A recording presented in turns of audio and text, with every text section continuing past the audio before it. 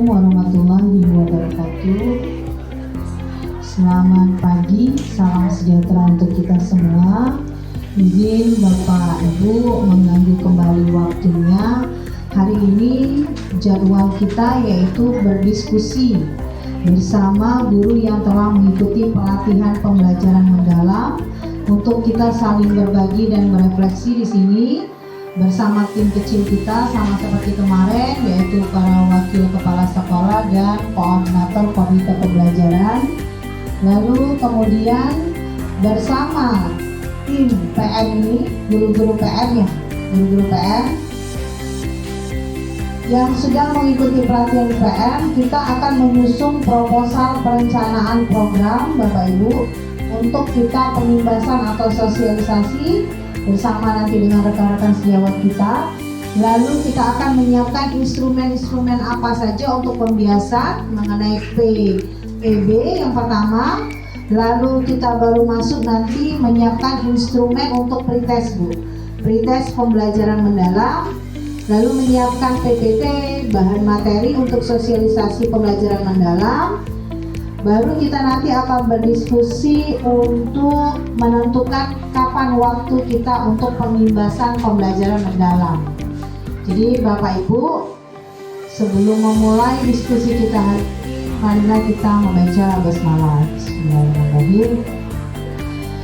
Yang pertama kita akan mendengarkan terlebih dahulu Bapak Ibu hasil dari pelatihan pembelajaran mendalam dari guru-guru kita yang telah mengikuti selama 5 hari di SMP Negeri 36 ya Dek ya. Warahmatullahi wabarakatuh. Selamat pagi Bapak-bapak dan Ibu sekalian. Di sini saya ingin sedikit berbagi ilmu yang kami dapat dari kami pelatihan pembelajaran mendalam selama 5 hari kemarin. Pertama-tama sebelum kita mempelajari apa itu pembelajaran mendalam, saya ingin Bapak Ibu menyampaikan pendapatnya dulu. Jadi jangan cuma kami yang berpendapat, ingin Bapak Ibu yang berpendapat dulu. Kalau di pembelajaran kami kemarin sebelum pembelajaran mendalam itu kami harus merubah pola pikir kami dari PPT menjadi PTJ. Nah, jadi di awal ini tolong Bapak Ibu sampaikan mengapa pola pikir itu penting dan merupakan kunci dari segalanya. Coba tolong dulu Bapak Ibu. Dimulai dari siapa nih? Dari Pak Ati. Yang saya tahu jauh ini terkait pola pikir, karena perubahan itu selalu berubah-ubah dan selalu berkembang. Makanya pola pikir kita juga mengikuti keadaan zaman dan keadaan. Kalau di pendidikan mungkin kurikulum kan selalu berkembang, jadi kita juga harus ikut, pola pikir kita harus ikut berkembang. Mungkin itu dari saya. Terima kasih Bu Asih. Menurut saya mengapa pola pikir itu adalah segalanya, karena dengan pola pikir itu mempengaruhi cara kita untuk bertindak, memandang dan menafsirkan setiap aspek dalam kehidupan. Pola pikir atau mindset itu dikatakan segalanya, karena kalau menurut saya pola pikir itu merupakan fondasi cara kita memandang dunia, mengambil keputusan, menghadapi tantangan dan dalam menjalani hidup. Luar biasa, terima kasih.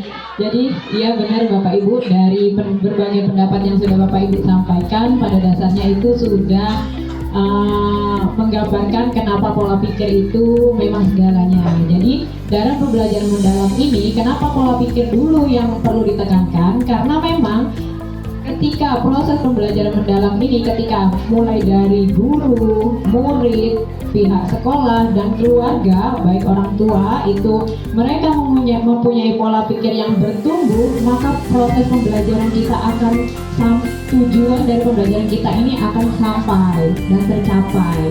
Makanya perlu kita merubah pola pikir dari seluruh pihak yang bernaung, seluruh pihak yang terlibat dalam pembelajaran mendalam ini. Pola pikirnya yang tadinya dari fixed mindset atau tetap harus berubah menjadi bertumbuh atau grow mindset. Nah, di situ, bertumbuh ini pun ada tahapannya. Jadi kenapa di situ kita perlu bertumbuh? Karena dari pola pikir yang bertumbuh ini kita akan dapat menentukan setiap tantangan yang diterima, baik itu oleh guru maupun oleh siswa maupun dari orang tua, itu akan dapat menentukan apa tindakan yang akan kita ambil dari setiap tantangan yang diterima. Jadi maka dari itu perlunya pola pikir bertumbuh dari seluruh yang terlibat dari proses pembelajaran mendalam. Kita sama-sama sudah mengetahui, paling tidak yang sering kita baca, pembelajaran mendalam ini yang paling di awalnya itu adalah memuliakan. Ya. Nah, memuliakan di sini pada dasarnya bukan kalau kita biasanya itu kan kalau kata Pak Ampi, muridku itu nak kita muliakan, bukan. Pada dasarnya bukan seperti itu. Memuliakan, iya, bukan menyembah murid, bukan. Memuliakan di sini adalah seluruh pihak yang mereka terlibat dalam pembelajaran mendalam ini. Bagaimana caranya saling menghargai, saling menghormati, dengan tetap menggali potensi, martabat, dan nilai-nilai kemanusiaan yang ada pada proses pembelajaran mendalam tersebut. Jadi jangan sampai kita nanti salah persepsi ini. Memuliakan di sini bukan berarti kita ini menyembah kepada siswa, bukan, tapi adanya hubungan saling menghargai antara guru dan murid ke guru, terus kemudian guru ke orang tua. Nah, itu di situ proses memuliakannya. Mendalam sendiri adalah merupakan pendekatan yang memuliakan dengan menekankan pada penciptaan suasana belajar dan proses pembelajaran yang berkesadaran, bermakna, dan menggembirakan melalui olah pikir, olah rasa, olah hati, dan olah raga. Nah, disitulah makanya pembelajaran mendalam ini mulai dari memuliakan, kemudian menciptakan suasana pelajaran yang positif dengan menekankan proses pembelajaran yang berkesadaran, bermakna, dan menggembirakan. Dari situ barulah nanti kita uraikan dalam olah rasa, olah pikir, olah hati, dan olah raga. Nah, ini kalau kita lihat kerangka dari pembelajaran mendalam nih. Pembelajaran mendalam ini seperti yang kita tahu lah, 8 dimensi profil lulusan, 8. Pada dasarnya yang perlu kita tekankan, kalau menurut saya sebenarnya dalam proses pembelajaran kita selama ini sebenarnya sudah mengcover semuanya. Hanya saja kita di pembelajaran mendalam ini perlu menekankan dari setiap komponen tersebut. Nah, contohnya saja nih, kalau di prinsip pembelajaran ini ada berkesadaran, ada bermakna, dan menggembirakan. Sebenarnya itu kalau kita pembelajaran sehari-hari itu sudah kita laksanakan. Terutama saya kalau di pembelajaran PAI ini sebelum saya belajar sudah biasanya misalnya materinya tentang jujur dan bertanggung jawab. Kalau itu sudah saya tekankan dulu ke anak, kenapa kita harus belajar jujur, kenapa kita harus belajar tanggung jawab. Nah, sebenarnya sudah tergambar di pembelajaran kita sehari-hari seperti biasanya. Hanya saja memang di sini, di pembelajaran mendalam itu harus ada yang lebih ditekankan dari setiap proses pembelajaran kita. Mungkin yang terakhir, Bu, kami ingin menampilkan desain perangkat pembelajaran yang sudah kami analisis pas waktu kami pelatihan kemarin. Jadi memang tidak benar kata Ibu Rahyuni, tidak ada bentuk baku bagaimana susunannya, tapi dari perangkat yang kita buat itu harus memasukkan 8 tersebut memang. Identifikasi itu kesiapan belajar mandiri, karakteristik materi pembelajaran, dimensi profil lulusan, kemudian ada lagi desain pembelajaran, tujuan, materi, praktik pedagogis, kemitraan, Terus pengalaman belajar. Nah, pengalaman belajar ini yang pastinya harus 3, memahami, mengaplikasikan, dan merefleksikan. Nah, asesmen pembelajaran. Nah, asesmen pembelajaran ini tidak ada perbedaan dari kurikulum Merdeka yang sebelumnya. Ada formatif, ada sumatif, hampir sama lah itu.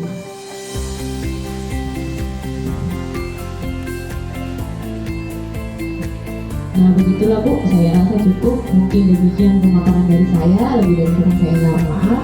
Wabillahi taufiq wal hidayah. Wassalamualaikum warahmatullahi wabarakatuh. Terima kasih kepada Ibu Kepala Sekolah yang telah memberikan waktunya untuk kami menyampaikan oleh kami dari pembelajaran kami di SMP 36 selama 5 hari. Di sini Bu, saya tidak akan banyak berbicara karena Bu Asi tadi menurut saya sudah lengkap. Saya ingin menyampaikan pola pikir, membandingkan pola pikir anak PPT dengan PBB. Pola pikir PPT itu pola pikir tetap, PPB itu pola pikir bertumbuh. Jadi kalau di sekolah kita ini, menurut saya itu Bu ya, masih PPT, banyak PPT-nya daripada PPB-nya. Karena kalau dikasih tugas, anak kita itu banyak yang menghindar. Gurunya kayaknya enggak lah. 95% itu sudah PPB semua guru SMP Negeri 23 Palembang. Ya, kalau anak yang PPB itu sudah menerima Bu, legowo dia menerima tugas dari guru itu. Dan kalau guru tidak mengajar itu, dia akan mengejar gurunya. Nah, itu kalau untuk siswa. Kalau anak yang PPB tadi, kalau dia dikasih obstrik ya, dia akan menyerah duluan. Kalau kayak kita tuh sudah lah Bu, ini kami nggak bisa.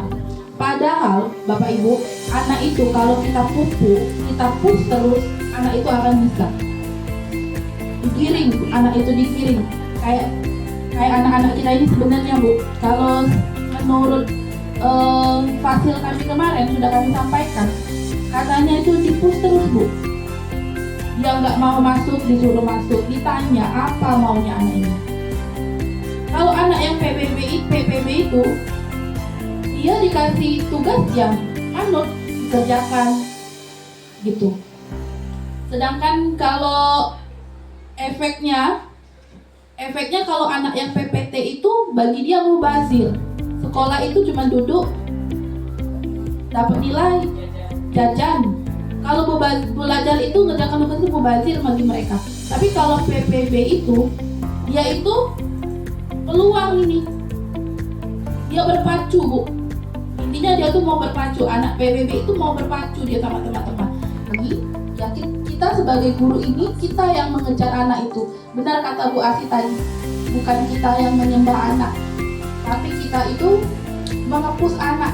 Dan kepala sekolah kalau kita rapat, anak itu push terus, didorong, dia akan mempunyai kesadaran. Karena pelajaran pendalaman ini, anak itu, kita tuh didorong anak itu mempunyai kesadaran dulu. Pola pikir anak itu kita kita rubah, mindset otaknya itu kita rubah. Yang tadinya dari rumah itu dia nak ke sekolah baik, tidak ada tujuan untuk belajar, untuk menuntut ilmu dengan baik, tidak ada tujuan untuk suksesnya, tidak ada. Karena dari orang tua, latar belakang sekolah kita ini kan ibaratkan dari menengah ke bawah dan broken home-nya itu banyak. Jadi kita sebagai guru ini, kita yang mendorong anak, kita jemput bola ibaratnya. Sebenarnya kurikulum itu tidak berubah. Kita masih menggunakan kurikulum Merdeka, tapi di sini ada pendalaman pembelajarannya, ada 8 dimensi kelulusan. Kalau zaman kemarin yang kurikulum Merdeka yang lalu itu hanya 6 ya Bu ya. 6 profil pelajar Pancasila. Sekarang 8. Cuma itu Bu bedanya. Dan dia itu harus, kita ngajar itu harus berkesadaran, bermakna dan menggembirakan.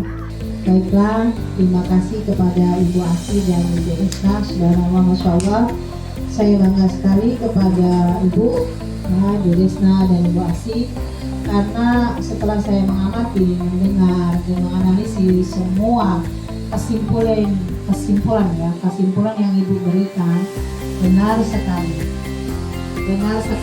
bahwa yang pertama kita harus berpikir growth mindset terlebih dahulu. Mari kita sedikit demi sedikit mengubah mindset kita. Fix mindset nggak mulu-mulu lah saya ke growth langsung. Ke growth fix aja udah masuk loh itu ke pola pikir bertumbuh. Baru kemudian finalnya kita ke growth mindsetnya. Terima kasih ya Bapak Ibu. Kalau saya simpulkan, Mbak, dua ibu ini udah growth mindset semuanya. Mereka sudah, ya. Tapi apa yang kalian sampaikan Ibu, itu semuanya sudah menunjukkan bahwa kalian adalah guru-guru yang mau untuk berinovasi sesuai dengan perkembangan zaman. Sebenarnya itu sih Pak Ibu, artinya kalau growth mindset itu mau membuka, open minded sebenarnya, mau membuka diri kita untuk ini perkembangan zaman baru lagi. Karena kurikulum ini bukannya berubah itu secara langsung berubah aja tanpa ada alasan gitu. Dasarnya kurikulum ini ditambahkan pembelajaran mendalam deep learning ini karena ada alasannya. Apa alasannya? Tadi yang sudah disampaikan oleh dua guru kita.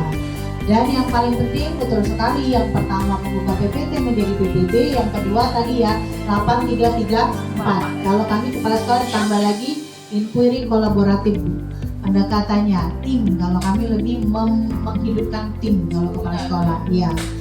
Tapi tetap yang berada di garda terdepan adalah teacher, guru, ya. Tetap kalianlah ladang kami sekolah ini, satuan pendidikan. Kalian gurulah yang menjadi nomor satu untuk mengubah tadi kata Ibu Desna, Bu Asi, mengepus, mendorong murid untuk pantang menyerah. Bu, sebenarnya pantang menyerah. Apapun itu dijadikannya peluang, benar sekali. Apapun itu dijadikannya kesempatan. Ada orang yang maju dari kita, bukan kita iri. Nah itulah orang yang sudah growth mindset. Ada orang yang maju, kita belajar dari dia. Nah itu baru orang yang sudah berpikir growth mindset. Benar sekali, asesmen nggak berubah, tetap S4 off ya. Tetap 3 itu kita asesmennya. Tadi kemudian yang menarik PPT ke PPB ya. PPT versus PPB kalau yang sekarang lagi musim. Betul sekali. Pokoknya intinya Bu, kita tidak menyerah gitu. Pantang menyerah. Istilah pun dibilang pantang menyerah, tetap berusaha. Ya Bapak Ibu. Nah tadi itu menarik, nanti bolehlah kalian berdua ya Ibu berikan contohnya tadi yang asesmen tadi. Kalau asesmen hanya berupa multi choice aja gitu kan, atau esai aja, maka di situ tidak ada prosesingnya kan gitu. Nah, nggak ada proses. Sementara kita ada 3 tahap proses tadi, memahami, mengaplikasi dan berefleksi. Nah 3 ini harus muncul Bu. Benar, harus muncul semua di proses pembelajaran. Karena yang kita lihat itu prosesnya itu, bermaknanya itu. Nah benar sekali itu, saya setuju. Nggak hanya walaupun kita nggak ada LCD ya, misalnya nggak bisa menayangkan video dan ya, boleh dalam bentuk gambar, printer bisa di sini Bapak Ibu, silakan. Yang penting Bapak Ibu tuh yang prepare-nya, yang menyiapkan. Mau di sini mengeprintnya silakan, nggak ada masalah. Tadi kan katanya mengamati picture, mengamati gambarnya itu bagaimana caranya agar anak tadi ya, ya sama tadi yang prinsip berkesadaran dulu mereka, berkesadaran benar sekali.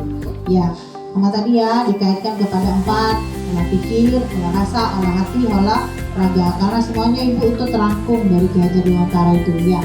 Holistik, semua pembelajaran itu secara holistik tergabung di sana. Terima kasih Ibu Desna dan Ibu Asi. Kita kasih aplaus dulu untuk 2 guru kita, hebat. Terima kasih telah membawa oleh-oleh yang sangat penting sekali. Itu kita akan melakukan pengibasan materi apa aja, Misal kita akan membuat PPT ya, kita bagi-bagi tuh fungsinya gitu. PPT untuk growth mindset siapa gitu kan. PPT nanti untuk pembelajaran mendalam tadi kan ada juga. Itu kalau di ini Bu, di analisis dalam itu Bu, nggak hanya berbicara 8, 3, 3, 4 itu nggak. Dalam banget itu. Dan kalau bisa saya minta langsung kita aplikasikan ke kontekstual. Contoh langsung. Jadi kita belajar dengan culture dari guru kita. Kalau kita hanya ondong aja materinya tanpa kita memberikan contoh nyatanya, bosan mereka, boring dan useless, sia-sia. Mereka nggak akan menerima evaluasi dan budesma. Jadi kalau bisa kita langsung mencontohkan si 3, 3, 4 tadi yang penting itu. Gimana Pak memahami ini? Bila perlu kalau kalian ada kemarin PPI semua kan, ada nggak contoh videonya? Nah kalau ada contoh videonya, nanti kita tayangkan di mana di tahap si siswa memahami. Di dalam proses pembelajaran itu mana nih tahap guru menggali pemahaman siswa. Nah, lalu di mana tahap mereka mengaplikasi, di mana tahap mereka berefleksi. Kemitraan itu nggak usah mulu-mulu eksternal, karena eksternal kemungkinan akan membutuhkan biaya. Kemitraan yang paling penting adalah rekan sejawat kita dan murid. Itu yang selalu didoktrin kalau kita pelatihan pembelajaran mendalam. Benar sekali, gerakkan dulu mitra kita yang di dalam. Kemarin ada nggak Bu contoh interdisipliner perencanaan pembelajarannya? Nah itu lebih menarik lagi Bu. Interdisipliner itu lebih menarik lagi. RPP-nya itu digabung. 2-3 guru berada di dalam sana lintas mapel, ya lebih keren lagi itu Bu. Kita sudah sepakat PPT, PPD yang harus kita sosialisasikan. Berarti untuk melihat, kita refleksi dulu kan Mbak ya. Kita refleksi dulu untuk melihat apakah para guru kita sudah dalam GR, G atau F atau FG gitu kan. Maka kita gunakan games, quizzes, growth mindset. Ini biar saya nanti dengan Pak Dwi yang membuatnya, Ibu ya, dan Pak Dwi. Habis itu sebelum kita ke pembelajaran mendalam, kita pretest dulu. Oke, untuk pretest PM sepakat berarti guru-guru yang sudah melaksanakan PM yang akan membuatnya. Dan post-testnya juga ya, soal yang sama. Post-test PM juga guru PM yang membuatnya. Untuk PPT materi, guru PM juga yang membuatnya. Analisis studi kasus. Saya sukanya analisis studi kasus ini kalian menggiring dia ke 3 prinsip 3 pengalaman belajar PM sama 3 prinsip PM. Jadi yang mana yang sudah menunjukkan di sana yang berkesadaran, kemudian yang bermakna, ya, ataupun yang menyenangkan. Di bagian poin mana nanti kan mereka analisis. Lalu kemudian apakah di pembelajaran itu, di studi kasus itu, guru sudah melakukan tahapan memahami, mengaplikasi dan berefleksi. Nah, jadi nanti buat kasusnya beda-beda deh. Ada yang lengkap, ada yang baru sampai segini, ya kan? Semuanya kalian komplitin gitu, nggak hidup kita diskusinya ya. Jadi kasusnya tuh ada yang sederhana aja, dia cuma cukup misalnya cukup dia di tahapan memahami cuma kasusnya. Nah yang ini ada sudah yang di tahapan untuk berefleksi malahan ya. Itu maksud saya. Jadi 6 studi kasus, kebanyakan nggak 6, 3 aja. 3 studi kasus tapi 3 ini kita compare, oke? Ya. Jadi kalian buat di sini 3 studi kasus. Jadi kita bisa mengcompare 2 jawaban misalnya. Kemudian setelah ini produk akhir mereka membuat RPP, pasti mereka sudah ada semua perencanaan pembelajarannya. Ditayangkan masing-masing kelompok menganalisis apakah sudah sesuai dengan prinsip PM dan pengalaman belajar PM. Nah itu yang terakhir. Karena kan produk akhirnya itu yang diinginkan. Kalian bisa membuat perencanaan pembelajaran yang deep learning ya. Nah itu yang kita inginkan. Goals kita tetap ini. Silakan mereka membuat perencanaan pembelajaran mendalam gitu kan, pelaksanaan perencanaan mendalam Lalu kemudian kita analisis satu-satu mereka maju ya, menampilkan. Setiap kelompok silakan mereka saling menolong lah. Kelompok yang lain silakan memberikan pertanyaan atau saran gitu, ya. Dan kita sebagai narasumber melakukan penguatan. Hari ini kami sudah membuat kerangkanya ya Bu ya. Kita akan sosialisasi mengenai apa yang kita dapatkan. PPM 5 hari mereka sudah mendapatkan penguatan tentang pembelajaran mendalam. Nah, di sini kita apa ya, sistemnya kembali ini otak sebenarnya ya. Ini itu kan kemarin kita mendapatkan gitu kan. Nah, orang ini kita di sini menyebarkan gitu kan, mengimbaskan. Nah, Bu, jadi kita akan pengimbasan di tanggal 12 September, dimana nanti siswa kita liburkan dan nanti kita hari untuk pelatihan pembelajaran mendalam dan KKA tadi ya. Dan kecerdasan artifisial.